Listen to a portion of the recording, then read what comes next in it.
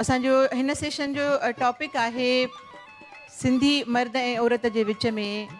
नओं social contract, नओं समाजी मुआहिदो। रूसो सोशल कॉन्ट्रैक्ट जे हवाले सां जॾहिं लिखे थो त हू चवे थो त हर माण्हू आज़ादु पैदा थियो, पर हू अलाही केतिरनि ज़ंजीरनि में हमेशह ॿधल रहियो। इन हवाले सां सोशल कॉन्ट्रैक्ट नए सोशल कॉन्ट्रैक्ट जे हवाले सां मां आमना अबड़ो तव्हांखे सिंधी लिटरेचर फेस्टिवल जे सॼे सथ जे तरफ़ां भली कारयूं चवां थी। ऐं मुंहिंजे अॼु जे पैनलिस्ट खे मां तव्हांजे अॻियां तारुफ़ कराए छॾियां। मुंहिंजी पहिरीं पैनलिस्ट आहे रहीमा पंवर, कराची में रहंदड़, सिंध में रहंदड़ ऑलमोस्ट सभु माण्हू रहीमा खे सुञाणंदा हूंदा। रहीमा हिकिड़ी सोशल एक्टिविस्ट बि आहे, वुमेन राइट एक्टिविस्ट बि आहे ऐं डेवलपमेंट प्रोफेशनल बि आहे। उन खां पोइ शबनम गुल। शबनम तमामु घणा किताब लिखिया आहिनि। मुंहिंजे हवाले सां त शबनम जेकॾहिं मां हुनखे इंट्रोड्यूस करणु वञा त मुंहिंजे लाइ हीअ वर्ड स्टाइल आहे। हीअ शाइरी करे थी, कहाणियूं लिखे थी, नाविल लिखे थी, तहक़ीक़ करे थी, रेडियो करे थी, टीवी करे थी, अलाए छा छा करे थी। सो शबनम गुल तव्हांखे भलीकार। अनीता शाह राइटर आहे ऐं तमामु सुठी राइटर ऐं तमामु सुठी पढ़ंदड़ ऐं तमामु सुठी ॻाल्हाईंदड़। पर अनीता जो जेको इंट्रोडक्शन मूंखे घणो वणे थो, जंहिंजे लाइ उहा हमेशह परेशान ऐं शौक़ में नज़र ईंदी आहे, उहो आहे she is mother of 2 kids. उहा 2 ॿारनि जी माउ आहे। अदी शहनाज़ राहू पॉलिटिकल एक्टिविस्ट आहे। असांजी सिंध जी जंहिं बि छोकिरीअ जंहिं बि छोकिरे पॉलिटिक्स कई हूंदी उन अदी शहनाज़ राहू खे ज़रूरु सुञाणंदा हूंदा। शहीद फाज़िल राहूअ जी न्याणी ऐं सिंधियाणी तहरीक जी पहिरीं सदर शहनाज़ राहू। तव्हां सभिनी खे भली कारयूं। रूसो चयो त समाज में जेकॾहिं तव्हां सिर्फ़ु फोर्स जे हवाले सां ॻाल्हायो था त ताक़त जेका बि आहे उहा रुगो हाकिम ऐं महकूम पैदा करे थी। ताक़त कॾहिं बि तव्हांखे बैलेंस नथी ॾिए ऐं उन जे नतीजे में शयूं बराबरी जे बुनियादनि ते तय नथियूं थियनि, सहल तरीक़े सां तय नथियूं थियनि, पर उन्हनि में हमेशह हिकिड़ो माना हुकुम जी पोइवारी करणी पवे थी। असांजे समाज में नंढी लेवल खां वॾी लेवल ताईं औरत ऐं मर्द जे विच में बि इन महकूमीअ ऐं हाकिमियत जो तसवुरु लाॻीतो रहंदो अचे थो। अनीता, जॾहिं बि असांजा इदारा कंहिं बि औरत खे पाण वटि नौकिरी ॾियनि था त तव्हांजो छा ख़्यालु आहे त उन्हनि जे बुनियादी ज़रूरतुनि जो ख़्यालु कनि था जेके रुगो औरत जूं बुनियादी ज़रूरतूं आहिनि? मूंखे इतफ़ाक़ सां तमामु घणनि इदारनि सां पाकिस्तान में कमु करण जो मौक़ो मिलियो आहे ऐं न रुगो पाकिस्तान में पर पाकिस्तान खां ॿाहिरि बि मूंखे न रुगो तालीमी इदारनि सां पर ॿियनि बि मिसाल जे तौर ते जॉन कैरी जेको हींअर अॻु में सेक्रेटरी ऑफ स्टेट रहियो आहे, उनजी मां पॉलिटिकल एक्शन कमिटी में एज़ एन इंटर्न मां हुअसि हुते। ऐं मूं वॉइस ऑफ अमेरिका जी उर्दू सर्विस सां बि अमेरिका में मुंहिंजो ह्यूबर्ट हम्फ्री फेलोशिप जेका हिकिड़ी फुलब्राइट स्कॉलरशिप जो प्रोग्राम में आहे, उन ते मूं उते इलाही इदारनि सां कमु करिणो पियो, जंहिंमें अमेरिकन यूनिवर्सिटी, मेरीलैंड यूनिवर्सिटी ऐं सिंध में गवर्नमेंट ऑफ सिंध ऐं हींअर बि मां हिकिड़ी कॉर्पोरेशन सां गॾु कमु कयां पई। मूंखे मुंहिंजे तजुर्बे में बि इहो आयो आहे ऐं मुंहिंजे मुशाहिदे में बि इहो आयो आहे त जेतोणीकि सरकार में पॉलिसीज़ ठाहियूं वञनि थियूं त हाणे असां हेतिरी परसेंटेज ऑफ विमेन खे हायर कंदासीं, पर औरतुनि खे उते आणे उन्हनि जी जेके ख़ासि ज़रूरतूं आहिनि, मिसाल जे तौर ते मां हिकिड़ो नंढिड़ो मिसाल ॾींदसि त मां डिप्टी सेक्रेटरी हुअसि सिंध पब्लिक सर्विस कमीशन में। And though I was an officer and I had my own office and own washroom, पर सॼी बिल्डिंग में जेतिरियूं ॿियूं औरतूं भर्ती थियल हुयूं, मिसाल जे तौर ते के डेटा एंट्री ऑपरेटर हुयूं या ॿियनि नंढियुनि पोज़ीशन्स ते हुयूं, उन्हनि जे लाइ सिंध पब्लिक सर्विस कमीशन जी सॼी बिल्डिंग में हिकिड़ो बि वॉशरूम कोन हो। ऐं उहे औरतूं सुबुह खां वठी निमाज़ जे टाइम ताईं इहो इंतज़ारु कंदियूं हुयूं त को ऑफिसर निमाज़ पढ़णु वञे त असां उन जे कमरे जो वॉशरूम यूज़ कयूं। I mean, I find this totally inhuman because तव्हां हिकिड़ी औरतुनि खे वठी अचो था पर पोइ उन्हनि खे तव्हां उअं ई डील कयो था जीअं तव्हां मर्दनि खे डील कयो था। उन खां अलावा मूं इहो बि ॾिठो आहे त मिसाल जे तौर ते औरतुनि खां वीकेंड्स ते कमु करायो वञे थो। जीअं मूं कराची में ॾिठो आहे ऐं जिते मां मुंहिंजे इलाही फ्रेंड्स जे मुंहिंजे कॉन्टेक्ट्स में मूं ॾिठो आहे त मिसाल जे तौर ते माण्हू सैटरडे ते संडे ते वीकेंड ते कमु करे थो, पर उन जे अगेंस्ट को बि उनखे रिलैक्सेशन कोन्हे। मिसाल जे तौर ते माण्हू सैटरडे ते वियो, संडे ते सैटरडे संडे माण्हू कमु कयो ऐं पोइ माण्हू आयो जेसि ताईं तेसीं ॿार माण्हू जा सुम्ही पिया ऐं उनखां पोइ next day you have to join your office no matter what. मां ईअं सम्झां थी त जेतोणीकि औरतुनि खे हर जाइ ते सॼी दुनिया में इहा ॻाल्हि आहे त औरतुनि खे इक्वालिटी जेंडर इक्वालिटी औरतुनि खे कमु करणु खपे, पर छा औरतुनि खे घर में उहो सपोर्ट सिस्टम मिले थो जेको औरत जो कंट्रीब्यूशन आहे घर में पंहिंजे मुड़ुस जी या पंहिंजे इनलॉस जी या पंहिंजी फैमिली खे इकोनॉमिक सपोर्ट में औरत खे उहो घर में सपोर्ट नथी मिले। माना भली औरत 5 या 6 बजे घर अचे, पर उनखे उतां ई वरी नए हिकिड़ो सम्झो त ॾींहुं शुरू करिणो थो पवे पंहिंजे ॿारनि जे हवाले सां, पंहिंजे घर जे हवाले सां। त मां ईअं सम्झां थी त जेतोणीकि असां हिकिड़ो I would say this is a very cosmetic change त असां औरतुनि खे जॉब मार्केट में वठी आया आहियूं, असां उन्हनि खे नौकरियुनि में वठी आया आहियूं, पर बिना उन्हनि जी ज़रूरतुनि जे। मिसाल जे तौर ते तव्हां औरतुनि खे हायर कयो आहे ऐं औरत खे ॿारु पैदा थियो आहे ऐं औरत 3 महीननि जे ॿार खे छॾे ऑफिस जॉइन थी करे, त छा इहो औरत जो हक़ न आहे त उनखे फ्लैक्सी आवर्स ॾिना वञनि या उनखे घरां कमु करण जी घटि में घटि इजाज़त मिलणु खपे त हू जेकॾहिं रुगो लैपटॉप तां ऐं मोबाइल तां कमु करे सघे थी त हू बजाए रोज़ ऑफिस वञण जे या कुझु हुनखे फ्लैक्सिबल थोरो सिस्टम फ्लैक्सिबल हुजे जो हू कमु करे सघे। त मां ईअं सम्झां थी आमना त इन्हनि शयुनि खे इन पर्सपेक्टिव खां ॾिसण जी ज़रूरत आहे त जॾहिं तव्हां कंहिं वर्कफोर्स खे मिसाल जे तौर ते ईअं आहे न, तव्हां हिकिड़ा स्पेशली एबल्ड ॿार वठी अचो, माना नौकरियुनि में वठी अचो जेके व्हील चेयर ते हलनि था, पर तव्हां वटि व्हील चेयर जे लाइ उहो तिरकणी कोन्हे जंहिं ते हू तिरकी ऐं उहो अचे रुगो ॾाकणियूं आहिनि तव्हां वटि। बिल्कुलु बिल्कुलु तव्हां सही था चओ अनीता। त इहे सभु जेके आहिनि से उपाउ ज़रूरी उपाउ जेके आहिनि जेके कंहिं बि वर्कर जे लाइ वर्कर फ्रेंडली हुजणु खपनि, उहे कोन्हनि स्पेशली औरतुनि जे लाइ बिल्कुलु बि न। इन हवाले सां हिकिड़ो ॿियो बि सुवालु मुंहिंजे ज़हन में अचे थो त तव्हां छो त जॉब कंदा रहिया आहियो, औरतुनि खे अॻियां वधण में या तरक़ी करण में या मैनेजरियल लेवल ते अचण में कहिड़ियूं मुश्किलातूं असां वटि आहिनि, पेश अचनि थियूं औरत खे, छा छा खे हुनखे फेस करिणो पवे थो? तव्हांजो छा ख़्यालु आहे? पहिरीं ॻाल्हि त मुंहिंजे ख़्याल में इलाही जाइनि ते मूं इहो ॾिठो आहे त औरतुनि खे कंहिं वॾी पोज़ीशन ते ॾिसणु मर्द पसंदि कोन कंदा आहिनि। माना I am sorry I don't want to generalise, मां जनरलाइज़ इन खे नथी करणु चाहियां, पर मां इन जे लाइ वरी पंहिंजो मिसाल ॾींदसि। त मिसाल जे तौर ते मां हिकिड़ी गवर्नमेंट हिकिड़ा इंतिहाई मेल ओरिएंटेड गवर्नमेंट डिपार्टमेंट में मां डिप्टी सेक्रेटरी थी वियसि ऐं पोइ जॾहिं मूं कुझु मसइलनि जो इज़हार कयो, मिसाल जे तौर ते त न I should have a proper office, I should have this, I should माना मूं वटि हीअ शयूं हुजणु खपनि, त उन ते जेको उन महिल माना मुंहिंजे मथां जेको मुंहिंजो बॉस त न पर इंचार्ज हो उन बिल्डिंग जो, उन मूंखे चयो तव्हांखे कंहिं सलाह ॾिनी त तव्हां हिते अचो ऑफिसर थी? I was totally shocked. मूं चयो कहिड़ी अहिड़ी शइ आहे जेका मूंखे क्वालिफाई नथी करे त मां हिते मिसाल बोर्ड ऑफ रेवेन्यू जो मिसाल वठूं त मां बोर्ड ऑफ रेवेन्यू में छो नथी कमु करे सघां जॾहिं मां क्वालिफाइड आहियां, मां माना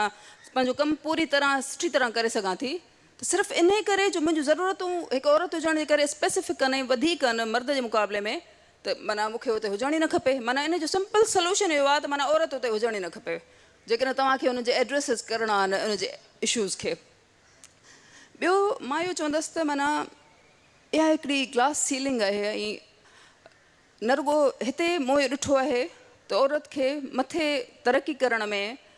तमामु घणियूं रुकावटूं ॾिसणियूं थियूं पवनि, पर हुनखे मर्द जे मुक़ाबले में ॿीणो कमु करिणो थो पवे, उन जे बावजूदि उन जी तरक़ी ओतिरी तेज़ी सां नथी थिए जेतिरी हिकु मर्द जी थिए थी। हाणे इन जो मिसाल ईअं आहे त मिसाल हिकिड़ो मर्द आहे उहो सुबुह खां शाम ताईं कमु करे थो, हू शाम जो वञे थो, हू ईअं करे सुम्ही थो पए घर में, उनजी ज़ाल उन पाणी थी आणे ॾे, उन shoes in some cases I've seen माना शूज़ बि भाई पंहिंजा खणी किथे कोन रखंदो, पर माई त एॾी डबल ट्रिपल स्ट्रगल करे थी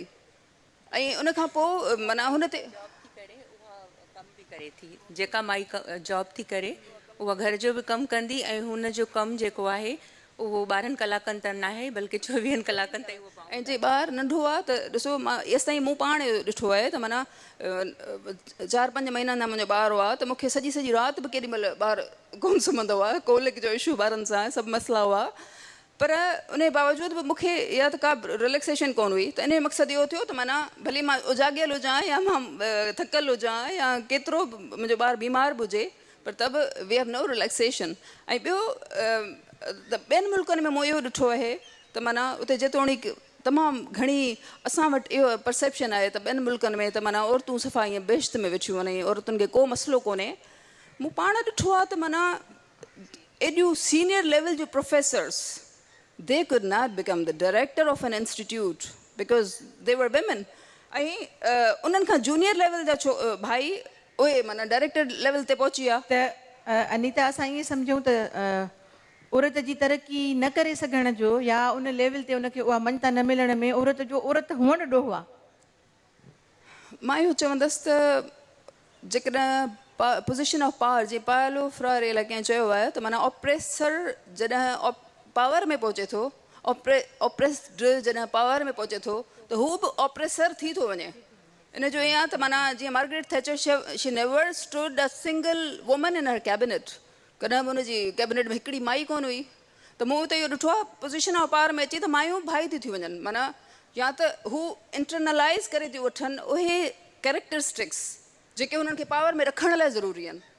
त मूं त इहो बि ॾिठो आहे त माना औरतूं बि अची वञनि मथे लेवल ते त हू बि पॉलिसी मैटर्स ते जेंडर पर्सपेक्टिव खां को बि पॉज़िटिव चेंज कोन थियूं आणे। इनिशिएटिव नथियूं वठनि। रहीमा, तव्हां मूंखे हिकिड़ी ॻाल्हि ॿुधायो त अॼु जे दौर जे घुर्जुनि जे मुताबिक़ तव्हां हिन सोशल कॉन्ट्रैक्ट खे कीअं था ॾिसो? तव्हां कीअं था सम्झो त हीउ जीअं सिलसिलो हले थो, जिन मुश्किलातुनि जी जो ज़िक्र अनीता करे थी, जिन हेठां आहिनि मथां आहिनि जो या जेके डिस्क्रिमिनेशन्स वट एवर यू से जो ज़िक्र थिए पियो थो, त उहो हलणु खपे जीअं आहे या उन में के रिफॉर्म्स अचणु खपनि या का तब्दीली तव्हांखे ज़हन में सम्झ में अचे थी? मुंहिंजे ख़्याल में त असां अॼु जे जदीद दौर में जॾहिं सिंधी सोसाइटीअ जे अंदरि सोशल कॉन्ट्रैक्ट जी ॻाल्हि करियूं था बिटवीन मेन एंड वुमेन, त असांखे कुझु उनसर या फैक्टर आहिनि जिन खे ज़हन में रखिणो पवंदो। सभ खां पहिरीं त असांजी हिकिड़ी हज़ारे सालनि जी तारीख़ आहे ऐं उन तारीख़ जे अंदरि जेका असांजी कल्चरल हिकिड़ी हिस्ट्री आहे, कुझु कस्टम्स ऐं वैल्यूज़ आहिनि, कुझु रीतूं ऐं रस्मूं आहिनि जेके औरत खे अॻियां वधण में वॾियूं रुकावटूं बि आहिनि। ऐं उन सां गॾोगॾु जेको असांजो सोशल फैब्रिक आहे उन जे अंदरि जेकॾहिं असां ॾिसूं त किथे किथे उहे कुझु कल्चरल वैल्यूज़ असांखे वरी कॉम्प्लीमेंट बि कंदे नज़र अचनि थियूं। ॿियो जेको फैक्टर आहे उहो सोशल डिप्राइवेशन जो फैक्टर आहे। असां बहसियत क़ौम जे असां जेकॾहिं पाकिस्तानी रियासत जे कॉन्टेक्स्ट जी ॻाल्हि करियूं त उन में असांजी हिकिड़ी इहा फीलिंग बि रही आहे त असां डिप्राइव्ड आहियूं, सोशल डिप्राइव्ड आहियूं, बजाए उन जे जो असां वटि तमामु घणा रिसोर्सिस आहिनि पर उन जे बावजूदि बि असां सोशल डिप्राइव्ड आहियूं। ऐं यकीनन उहो बि हिकिड़ो वन ऑफ द फैक्टर आहे त जॾहिं मर्द पाण डिप्राइव्ड आहे सोशली पॉलिटिकली, त पोइ how can give he permission to his daughter, mother, wife, त हू अॻियां वञे ऐं वञी करे हिकिड़े क़िस्म जो स्पेस क्लेम करे जेको स्पेस शायदि हुनखे बि न मिलियो आहे हिन समाज जे अंदरि। टियों जेको हिकिड़ो मेन फैक्टर आहे उहो ग्लोबलाइज़ेशन जो आहे। अॼु ग्लोबलाइज़ेशन जो दौरु आहे ऐं असां जेकॾहिं कल्चर्स खे ॾिसूं, वैल्यूज़ खे ॾिसूं त न चाहींदे बि असां ग्लोबलाइज़ेशन जो हिसो थी विया आहियूं,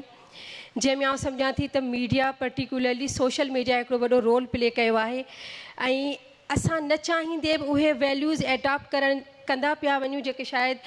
असां जेकॾहिं 2 ॾहाका पहिरीं ॻाल्हि करियूं त असांजे लाइ सोचण बि जेको तसवुरु करण बि नामुमकिन हो। मिसाल जे तौर ते उनजो हिकिड़ो मिसाल असां ईअं वठंदासीं त जहिड़े तरीक़े सां हिकिड़ो मीडिया रेवुलेशन आयो आहे त औरतूं पंहिंजे स्पेस खे क्लेम कंदे हर फील्ड में अचनि पियूं ऐं उते वरी हू कोशिशि कनि पियूं त जेका इक्वलिटी बराबरी जी ॻाल्हि आहे, इक्वलिटी ऑफ बोथ सेक्सिस, त उन जे हवाले सां पंहिंजे स्पेस खे जिते बि वेठियूं आहिनि न सिर्फ़ु उते क्लेम कनि पर उहो ई साॻी झलक वरी असांखे घर जे अंदरि बि नज़र अचे थी जिते शायदि 3-4 ॾहाका इहो तसवुरु बि कोन हो त हिकिड़ी औरत जेका घर में वेठी आहे उहा सोशल मीडिया जो इस्तेमालु करे, फेसबुक इस्तेमालु करे, फेसबुक ते पंहिंजी तस्वीर लॻाए ऐं उन सां गॾोगॾु उहो उन्हनि मर्दनि जूं तस्वीरूं बि लाइक करे जिन खे उहो शायदि पंहिंजी निजी ज़िंदगीअ जे अंदरि एतिरो सुञाणे नथी। चोथों जेको फैक्टर आहे सम्झां थी त उहो एजुकेशन आहे, जेको हिकिड़ो वॾो one of the major factor आहे। त असांजे सिंधी समाज जे अंदरि जॾहिं असां तइलीम जी हालति ॾिसूं था त उन में असांखे मर्द बि पोयां नज़र अचे थो, पर औरत ख़ासि तौर ते असांखे तमामु घणी पोयां नज़र अचे थी ऐं उहो वन ऑफ द फैक्टर आहे जेको आउं सम्झां थी त अॼु जे दौर में जेकॾहिं असां सिंधी समाज में सोशल कॉन्टेक्ट जे पस मंज़र जी ॻाल्हि था करियूं, जिते ऑटोमेटिकली ॿिन्ही जेके जेंडर्स आहिनि उन जा रोल चेंज थियनि पिया, चाहींदे या न चाहींदे बि औरतूं जेको आहे सो तइलीम हासिलु कनि पियूं, सोशल मीडिया जे ज़रिए,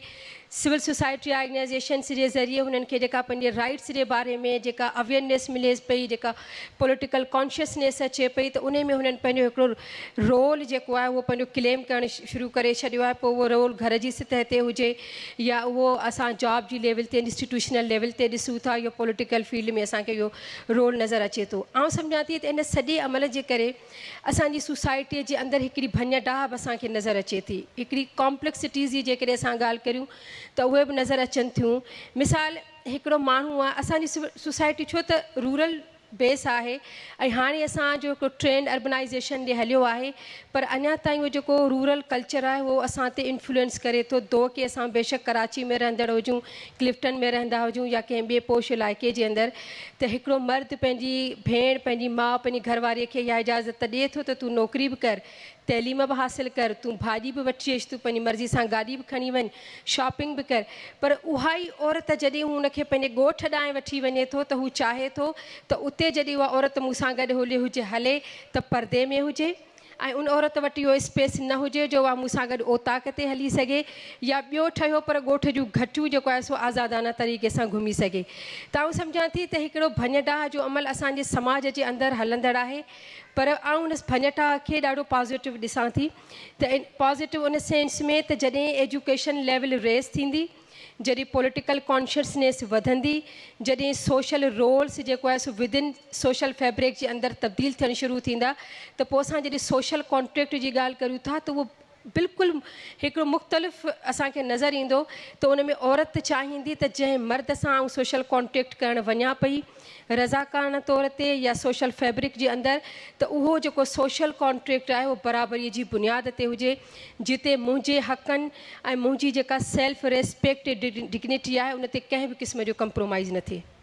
अच्छा शबनम, तव्हां छा था सम्झो त हिन नए समाजी मुआदे में जेके जंहिं ते असां ॻाल्हाइण था वञूं त हीअ जेका ग्लोबलाइज़ेशन नई थिए थी, नयूं चेंजिस अचनि थियूं, सोशल मीडिया एॾी तरक़ी करे छॾी आहे, नवां टूल्स अची विया आहिनि औरत खे बराबरी जे उन बुनियादनि ते खणी अचण जे लाइ, त मर्द जो कहिड़ो किरदारु आहे हिन में? पहिरियों त सभ खां पहिरियों त मां जेके SLF जा ऑर्गेनाइज़र्स आहिनि हुननि खे मुबारकबाद ॾींदसि त एॾनि ख़ूबसूरत ज़हननि खे गॾु कयो आहे ऐं हिकु मौक़ो ॾिनो अथऊं ख़ासि तौर ते नई नसुल खे। हीउ प्रोग्राम नई नसुल जे हवाले सां ॾाढा सुठा आहिनि, भले असांजे लाइ न हुजनि पर हू ज़रूरु कुझु न कुझु सिखी वञनि था हितां। आमना, पहिरियों त असांखे इहो सम्झणो पवंदो त समाजी मुआहिदो छा आहे ऐं नओं समाजी मुआहिदो छा आहे। ज़ाहिर आहे जंहिं समाज में असां रहूं था उते मुख़्तलिफ़ माण्हू आहिनि, उन्हनि जा मुख़्तलिफ़ अक़ीदा आहिनि, उन्हनि जी ॿोली या उन्हनि जी रहणी कहिड़ी मुख़्तलिफ़ थी सघे थी, पर उन्हनि जे विच में का क़द्र मुश्तरक या हिकु जहिड़ाई हूंदी आहे जंहिंजे करे हिकु बाहिमी इज़त ऐं मुहबत जो जज़्बो जुड़ी अचे थो। जेकॾहिं इहे सभु शयूं मौजूदु आहिनि त समाज में इंतिशार पैदा नथो थिए। पर थोरो जॾहिं असां पोइते वेंदासीं त तक़रीबन 16हीं 17हीं या 18हीं सदी में इहो जेको मुआहिदो आहे समाजी मुआहिदो इहो उसरियो 16हीं सदी खां पोइ 17हीं खां 18हीं सदी ताईं सफ़र कंदो रहियो। के मुफ़क्किर आहिनि, फिलोसोफर आहिनि, जीअं जॉन लॉक आहे, हॉबिस आहे ऐं रूसो आहे जंहिंजो तव्हां ज़िकिर बि कयो। इन्हनि सोशल कॉन्ट्रैक्ट ते जेको नज़रियो आहे उनखे वज़ाहत सां बयानु कयो आहे। ख़ासि तौर ते रूसो जेको चए थो त समाज में मर्द ऐं औरत या सभु माण्हू बराबरि आहिनि, सभिनी खे बराबरी जी बुनियाद ते सुठो यानी हक़ बि मिलणु खपनि ऐं मौक़ा बि मिलणु खपनि। तॾहिं जेको समाज आहे उसरंदो ऐं तरक़ी कंदो। अॻिते हली के इख़्तिलाफ़ बि पैदा थिया रूसो में। वॉल्टियर जीअं मूंखे यादि थो अचे त वॉल्टियर जो चवणु आहे त जॾहिं तालीम ईंदी ऐं जॾहिं शऊर उसरंदो त माण्हुनि में हिकु ॼाण ईंदी, हिकु सम्झ ईंदी जेका उन्हनि खे जानवरनि खां या दरिंदनि खां मुख़्तलिफ़ बिहारींदी। पर रूसो ईअं कोन थो चए। रूसो चए थो त जेतिरी ॼाण ईंदी, जेतिरी घणी सम्झ ईंदी, ओतिरो इंसानु ग़ैर फितरी थींदो ऐं करप्शन या जेका ज़हनी करप्शन वधंदी, बुराई वधंदी। उन ई तनाज़ुर में ऊशो बि इहा ई ॻाल्हि कई हुई त ॼाण जेका आहे सा मकारी थी सेखारे। ॼाण इन हवाले सां मां इहो वज़ाहत कंदी हलंदसि त जेके समाज उसरिया, जेके मुआशरा उसरिया, उन्हनि में किन माण्हुनि, ताक़तवर माण्हुनि या जेके ॼाणू माण्हुनि, उन्हनि हमेशह फ़ाइदो वरितो, ॾुतड़ियल तबिकनि जी महरूमी खे हुननि केश करायो ऐं अवाम जी जेका अणॼाणाई आहे उन्हनि खे हुननि जेको आहे उन जी बुनियाद ते हू उसरिया। इहो हर मुआशरे में रहियो आहे। साॻी ॻाल्हि कार्लाइल करे थो, जेको डेमोक्रेसी खे डेविलक्रेसी थो सॾे, छो त जेके माण्हू अणॼाण आहिनि, अणपढ़ियल आहिनि, उन्हनि खे ख़बर ई न आहे त असां कंहिंखे पिया वोट ॾियूं। ईअं मुख़्तलिफ़ दौरनि में खणी चऊं त जेको सियासी मुआहिदो, समाजी मुआहिदो या नफ़्सियाती जेके मुआहिदा या मर्द औरत जे विच में घरेलू मुआहिदा मुख़्तलिफ़ रहिया आहिनि। पर जेका तव्हां ॻाल्हि पिया कयो औरत ऐं मर्द खे कहिड़ो किरदारु अदा करणु घुरिजे, हाणे दुनिया बदिलजी वई आहे। मां जॾहिं इन फील्ड में आयसि त मां औरत बणिजी दाख़िल न थियसि, पर हिकु इंसानु बणिजी दाख़िल थियसि। औरत खे जेकॾहिं औरत इंसानु बणिजी अचे थी त हूअ तफ़रीक़ जी क़ाइल नथी रहे, छो त हू पंहिंजो जेको किरदारु आहे उन खे सम्झे थी। समाजी मुआहिदे जो मतिलबु इहो आहे त असां पंहिंजो किरदारु सम्झूं, पाण खे सम्झूं ऐं पंहिंजो किरदारु सम्झूं त मुआशरे ॾांहुं असांजी कहिड़ी ज़िमेदारी आहे ऐं असां कहिड़े नमूने फ़ाल किरदारु अदा करे सघूं था। इन ई हवाले सां सभिनी जा पंहिंजा पंहिंजा अलॻि अलॻि किरदार आहिनि। माउ जो पंहिंजो किरदारु आहे, पीउ जो पंहिंजो, औरत जो, मर्द जो, ॿारनि जो पंहिंजो किरदारु आहे। जॾहिं सभु पंहिंजो पंहिंजो किरदारु अदा कंदा ऐं उनखे सम्झंदा, छो त इहा कॉमन सेंस जी ॻाल्हि आहे त हर कंहिंखे पंहिंजो पंहिंजो किरदारु भरपूर तरीक़े सां अदा करिणो आहे। पर असां जहिड़ा मुआशरा जेके मुस्तक़िल सियासी, समाजी ऐं इक़्तिसादी मसइलनि मां गुज़रंदा रहिया आहिनि, उन्हनि में मुख़्तलिफ़ उन्हनि में ॼाण जी कमी, ग़फ़लत जेका आहे, उहा ग़फ़लत जेका आहे उन्हनि मुआशरनि में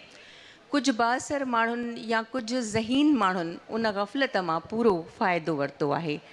ऐं ईअं ई समाजी मुआहिदे जी भञ-राह कई अथनि। हींअर असां जंहिं मोड़ में दाख़िल थिया आहियूं उते जेकॾहिं असां नए समाजी मुआहिदे जी ॻाल्हि था कयूं त नए समाजी मुआहिदे में कुझु शयूं हुअणु घुरिजनि, जीअं पाण भराई जो अहसासु असां सेखारियूं ॿारनि खे, वॾनि खे त ख़ुदि इन्हिसारी छा हूंदी आहे, मसालिहती रवैया, मस्बत रवैया, त असां मुआशरे में पंहिंजो भरपूर किरदारु अदा कयूं। जारियत न हुजे, कावड़ न हुजे, तफ़रीक़ न हुजे। या वरी जेको इन में इहो आहे त की अहिड़ा असांजा जेके रुझान हुजनि मनफ़ी, उन्हनि खे असां मुकमल तौर ते ख़तमु कयूं ऐं फलाही रवैयनि जी तश्कील थिए। समाज तॾहिं तरक़ी कंदो आहे, इहे मुख़्तलिफ़ वक़्तनि में मुख़्तलिफ़ मुफ़क्किरनि, मुख़्तलिफ़ समाजी माहिरनि इहा ॻाल्हि चई आहे त समाज तॾहिं तरक़ी कंदो आहे जॾहिं फलाही रवैया जॾहिं केरु किरियो पियो हुजे त उनखे उथारे बिहारियो, जेकॾहिं को ज़िंदगीअ जी डोड़ में पोइ ते रहिजी वियो आहे त उनखे अॻिते आणियो ऐं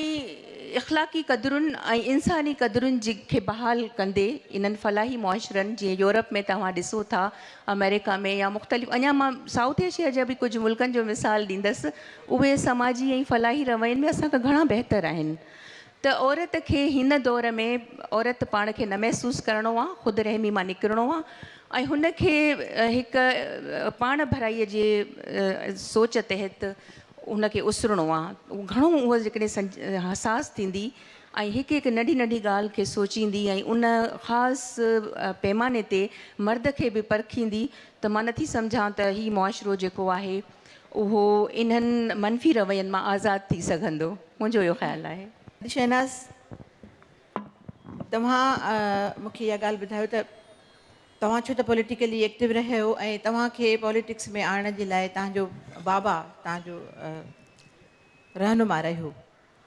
मर्द ऐं औरत में इहे सभु डिफरेंसिस पंहिंजी जॻह ते, पर तव्हां इहो ॿुधायो त सियासत जेको आहे सो औरत ऐं मर्द खे बराबरीअ जे बुनियादनि ते आणण में या उन्हनि में शऊर पैदा करण में कहिड़ो कहिड़ो महिरबानी आमना, महिरबानी SLF वारे मुंहिंजे मुंतज़मिन जी ऐं जिन असांखे हिते ॻाल्हाइण जो मौक़ो ॾिनो। हेॾो प्रोग्राम जेको अरेंज थियो आहे उनखे मां उनखे मुबारकबाद ॾींदसि। ऐं सुवाल आउं सम्झां थी जेको तव्हां कयो आहे उहो मुंहिंजे ख़्याल में त मेन ऐं अहम आहे। जीअं त असीं जेका सियासत जी ॻाल्हि करियूं था त आउं ॾिसंदी हुअसि त तव्हां कयो आहे त 30-35 साल खां अॻु में असीं जेका जंहिं दौर में असां गुज़ारियो, जंहिं दौर खे असीं ॾिसूं था, उन दौर जा जेको सूरत हाल हुई, उन जो औरत जूं जेको औरतूं जेके हुयूं, जेके मर्दनि जी सूरत हाल हुई, उहो तमामु पोइते ऐं पसमानदा दौर हो। ऐं जंहिंमें न हे राब्ता हुआ ऐं न के इहे एतिरी इलेक्ट्रॉनिक मीडिया हुई, न सोशल मीडिया हुई, ऐं अंदरि ओठाणो माहौल हो। सभु माण्हू पसमानदा ज़िंदगी औरत ऐं मर्द गुज़ारियो थिए। उन दौर में जेका सियासत, ऐं पंहिंजे हवाले सां ॻाल्हि कंदसि, तव्हांखे ॿुधाईंदसि त असां जंहिं दौर मां गुज़रियासीं, जिते आयासीं, त उते उन पसमानदा दौर में जॾहिं सियासी तरह असां पेर पातो ऐं औरतुनि खे ॾिठोसीं त औरतूं जेके तमामु पोइते पियल हुयूं, ऐं उन सां गॾु असांजो मर्द बि उन दौर में जेको असां जीअं दौर कई त भई मर्द जेका शुरूआत कईसीं त मर्द बि पीड़ियल आहे, औरत बि पीड़ियल आहे। असां वटि जेके ज़ुल्म थिए थो, तबक़ाती तरह ज़ुल्म थिए थो, उन तरह असां जिदोजहद कई। त उन जिदोजहद में असां लाज़मी सम्झो असांजे जेके पार्टियूं हुयूं ऐं सियासी पार्टियूं हुयूं, उन्हनि इहो ई सम्झो त भई जेसिताईं औरत ऐं जेसिताईं भरपूर किरदारु अदा नथी करे, सियासत में नथी अचे, तेसिताईं हीउ ज़ुल्म, हीउ जबर ऐं ख़तमु कोन थींदो ऐं असांजे समाज ऐं मुआशिरो जेको अॻिते तरक़ी कोन कंदो। इन हिसाब सां असां सियासत में पेर पातो। असीं आयासीं त उन वक़्तु का बि अहिड़ी शइ कोन हुई। ऐं बिल्कुलु जेको आउं चवंदी हुअसि उन वक़्त में त सफ़ा माण्हू झंगनि में, ॾियारियुनि में उहा सियासत हुई जेका झंगनि में थींदी हुई, ॾियारियुनि में थींदी हुई, झूपड़ियुनि में थींदी हुई ऐं चोरनि में थींदी हुई। उते असीं वञी असीं पंहिंजे कोलियाणियूं औरतूं हूंदियूं हुयूं, जेके ॿियूं हूंदियूं हुयूं, हारियाणियूं हूंदियूं हुयूं, उन्हनि खे वञी उहो सेखारींदा हुआसीं त अवी औरतूं आहियो, तव्हां ते ज़ुल्म थिए थो, अवी औरतूं कोन आहियो, पर तव्हीं मर्दनि खां वधीक आहियो ऐं मर्दनि सां गॾु जिदोजहद करे सघो थियूं। हीअ ज़ुल्म, हीअ नाइंसाफ़ी तव्हां सां तॾहिं ख़तमु थी सघे थी जॾहिं तव्हीं सियासत में ऐं समाजी ऐं सियासी तरह हिसो वठंदियूं ऐं गॾु थींदियूं ऐं उन सां गॾिजी हलंदियूं। पोइ उनजो नतीजो इहो निकितो जे उहे साॻियूं औरतूं जेके ॻोठनि में मानी पचाईंदियूं हुयूं, ॿार संभालींदियूं हुयूं, को कमु कोन हूंदो, माना उहो पाण खे बेकार सम्झंदियूं हुयूं ॿीहर लावारे सां गॾु, या शहर जूं औरतूं, शहर जूं बि उहे औरतूं ऐं जिन खे एॾो थोरो शौर कोन, उहे साॻियूं औरतुनि में ओतिरो सियासी तरह शौर आयो ऐं जो उहे औरतूं अॻिते हली सियासत में उन्हनि हिसो वरितो। तव्हां सियासी तरह ॾिसो, सियासत जे तारीख़ खे ॾिसो त असां जूं पहिरियां ई दौरनि में जॾहिं वन यूनिट तोड़ियो तहरीक हुजे ऐं नीलाम बंदि करियो तहरीक हुजे, उन्हनि में अलॻि अलॻि तरह सां भेणूं पंहिंजियूं हुयूं जिन गिरफ़्तारियूं ॾिनियूं। तव्हां ॾिसो अख्तर बलोच हुई जे अलॻि अची गिरफ़्तारी ॾिनी, तंहिंखां पोइ भेण, माना इहो त वॾी ॻाल्हि हुई त भेण हिकिड़ी औरत, हिकिड़ी छोकिरी उन गिरफ़्तारी ॾिनी, उहा जेल में वई ऐं उन खां पोइ माना सियासी तरह औरतुनि जो सफ़र शुरू थिए थो। औरतूं सियासी तरह अॻिते अचनि थियूं, मर्दनि सां गॾु हलनि थियूं। असां मर्दनि सां गॾु जिदोजहद कई। उन में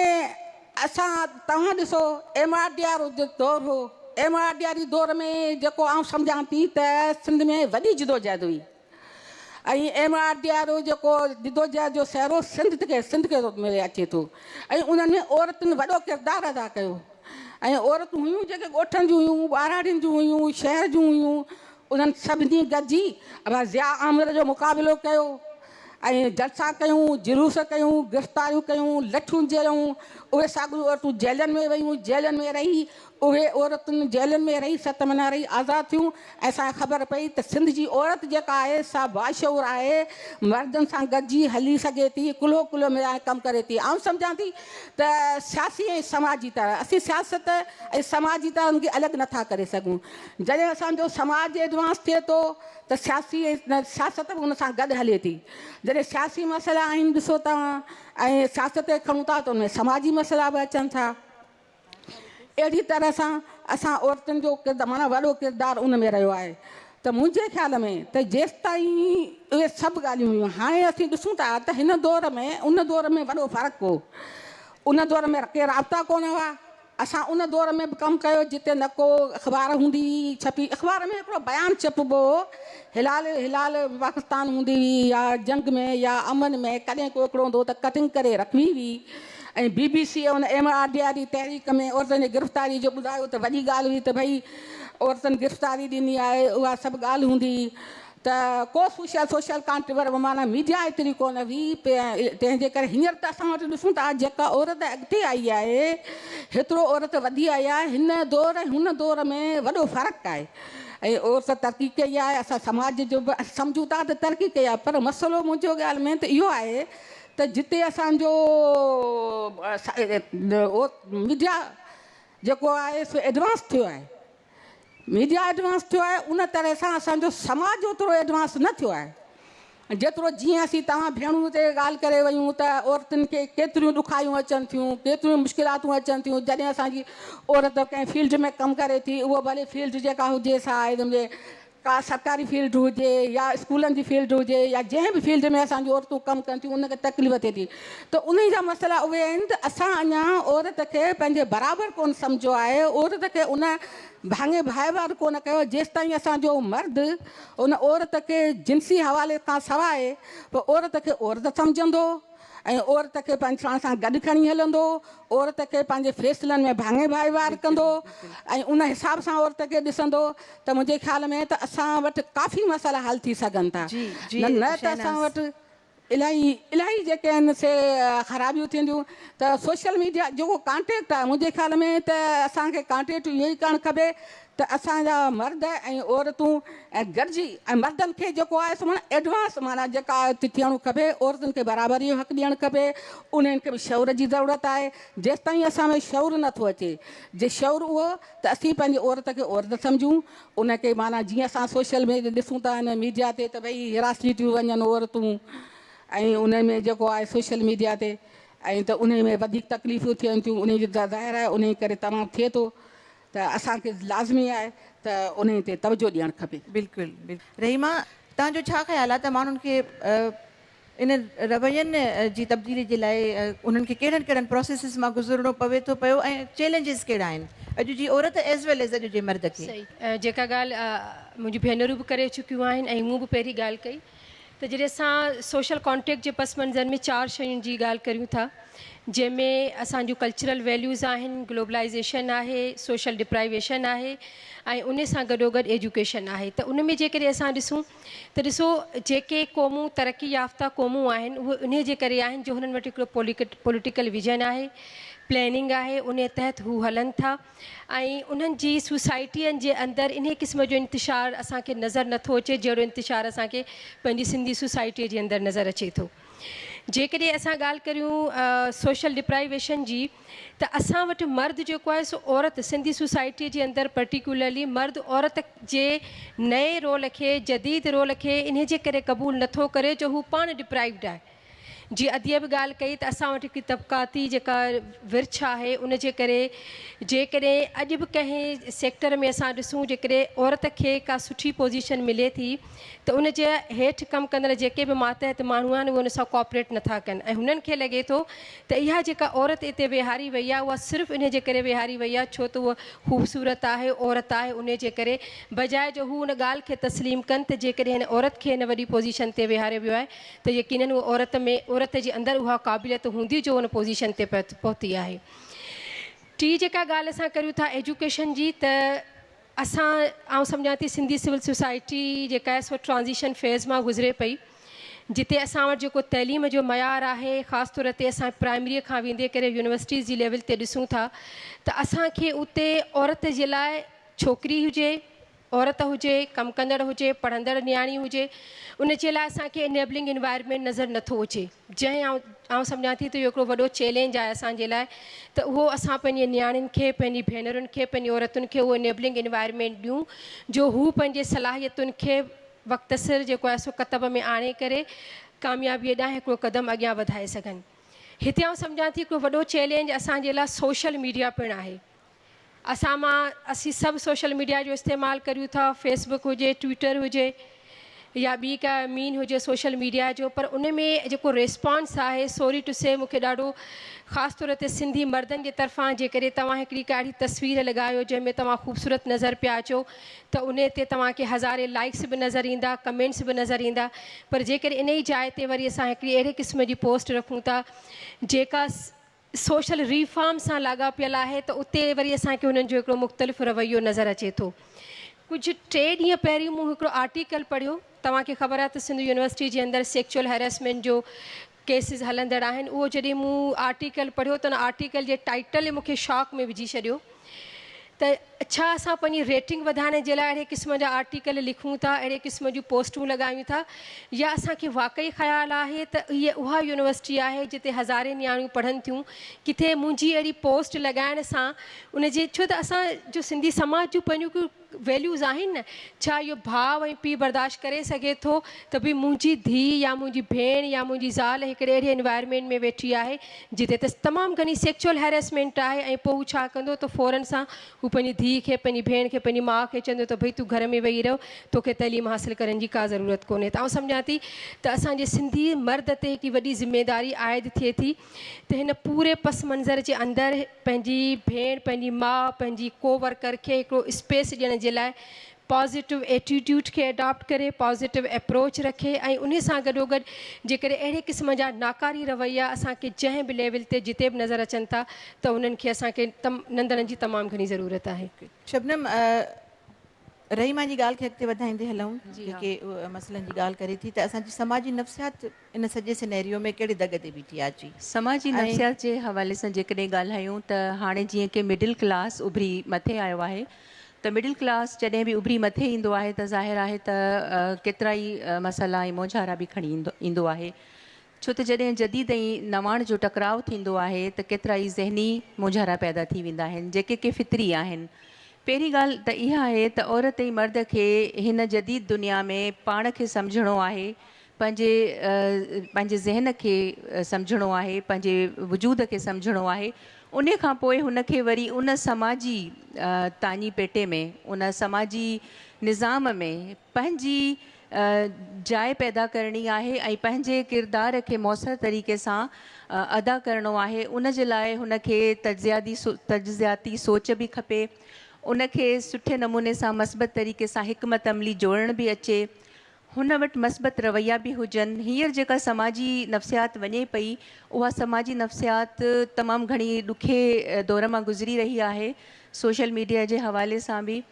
अफ़वाहूं ऐं ग़लति क़िस्म जूं ॻाल्हियूं ग़ीबत ऐं ॿिए खे घटि ज़ाहिर करणु पाण खे पंहिंजो क़द मथे करण जी कोशिशि में इहे जेके ग़ैर इंसानी रवैया आहिनि इहे मुआशिरे में वॾो ज़हनी बहरान आणींदा आहिनि हींअर जेको असांजो मसइलो आहे उहो आहे ज़हनी इंतिशार जेको असांजे अनापरस्ती असांजे ख़ुदि सताइशी जेके असां सेल्फ प्रेज़ चऊं या जंहिंखे असां ईगो चऊं V are in a ego trap ऐं जंहिंजे करे असां लेग पुलिंग पिया कयूं माण्हू इहे रवैया जेके आहिनि ग़ैर इंसानी रवैया आहिनि जेकॾहिं सॼी दुनिया में 1.8 बिलियन फेसबुक जा यूज़र्स आहिनि त तव्हां पाण ॾिसो त कंहिं हद ताईं उहे उन फेसबुक खे सुठे तरीक़े सां इस्तेमालु पिया कनि ॼाण खे वधाइण जे लाइ फलाही ऐं तामीरी रवैयनि खे जी ओसर करण जे लाइ पंहिंजी ज़िंदगी खे बहितर बणाइण जे लाइ ॿियनि खे अॻिते आणण जे लाइ त यकीनी तौर ते असांखे नफ़ी में जवाबु मिले थो छो त दुनिया जी नफ़्सियात इन तरफ़ ॾांहुं वधी रही आहे त जेको कमज़ोर आहे उन जी नफ़्सियात सां खेॾियो वञे या जेको ज़हनी तौर ते कमज़ोर आहे जंहिंजी शख़्सी अवसर सही तरीक़े सां न थी सघी आहे उनखे ब्रेन वॉश कयो वञे ऐं उनखे उन मनफ़ी ॼाण में उणियो वञे जेको जंहिंजी कामयाबी थी रही आहे। हाणे मर्द ऐं औरत जो इहो रोल आहे, उहो किरदारु आहे त तव्हां फ़र्क़ु करणु सिखो सच ऐं कूड़ में, ग़लति ऐं सही में। ऐं उन खां पोइ तॾहिं इहो मुमकिन आहे जे तव्हां में ज़ाती तजज़िये जी सलाहियत पैदा थींदी। जॾहिं तव्हां थोरा फेसबुक, छो त मां ॾिठो आहे त जेको अॼु जो माण्हू आहे मशीनी माण्हू आहे। असां घणे भाङे फेसबुक ते हूंदा आहियूं, इंटरनेट इस्तेमालु कंदा आहियूं ऐं इहो जेको उनजी जेका इलेक्ट्रोमैग्नेट जेके फील्ड आहे उहा असांजो जेको ज़हन आहे, असांजे जेके न्यूरॉन्स आहिनि उन्हनि खे इंटरप्ट करे थो। असांजी यकसुई मुतासिर थिए थी, असांजी सोच सम्झ मुतासिर थिए थी, असां में अहसास जे बदिरां बेहसी अचे थी। त असांखे ॾिसणो आहे त असांखे घणो वक़्तु कंहिंखे ॾियणो आहे, पंहिंजा ॿारनि खे ॾियणो आहे ऐं असांखे पंहिंजे समाजी रवैयनि खे घणो मस्बत ऐं फ़ाल रखिणो आहे। अहिड़ो सुठो दिलचस्प ऐं वॾो मौज़ू आहे। अञा असांजी शहनाज़ खे ॻाल्हाइणो हो, अञा असांखे ॾाढी घणी डिस्कशन करणी हुई, अञा इलाही केतिरा मुश्किलूं ऐं डिस्कस करणियूं हुयूं ऐं उन्हनि जा जवाब बि ॻोल्हणा हुआ, पर अलमियाती तौर ते असां वटि टाइम जी ॾाढी शॉर्टेज आहे। अच्छा, हाणे हिन हवाले सां इहो आहे त असां तब्दीली जी तरफ़ वञूं पिया। सोशल कॉन्ट्रैक्ट्स पंहिंजी सूरत बदिलाइनि था ऐं असां इन्हनि नवनि सोशल कॉन्ट्रैक्ट्स जे हवाले सां पंहिंजी जॻह पैदा करण जी कोशिशि में लॻा पिया आहियूं। असांजो सिंधी समाज बि, सिंधी औरत बि, सिंधी मर्द बि, उन जे लाइ असां पंहिंजो पाण में तमामु घणी बर्दाश्त पैदा कयूं था, हिक ॿिए खे सहूं था, हिक ॿिए खे जॻह ॾियूं था त जीअं असां हिकु पैरेलल, हिकु बराबरी वारी नहज ते अची सघूं ऐं असांजे विच में बींग मर्द ऐं औरत जेकॾहिं के बि डिफरेंसिस बाक़ी बचा आहिनि त उहे बि असां वक़्त सां गॾु सहल तरीक़े सां उन्हनि खे निभाए सघूं ऐं ओवरकम करे सघूं ऐं गॾु ख़ुशी ख़ुशीअ कुल्हो कुल्हे में मिलाए हली सघूं। तव्हां सभिनी जी महिरबानी, तव्हां असांखे ॿुधो ऐं मुंहिंजे पैनलिस्ट जी बि महिरबानी, तव्हां असांखे जॉइन कयो। Thank you so much.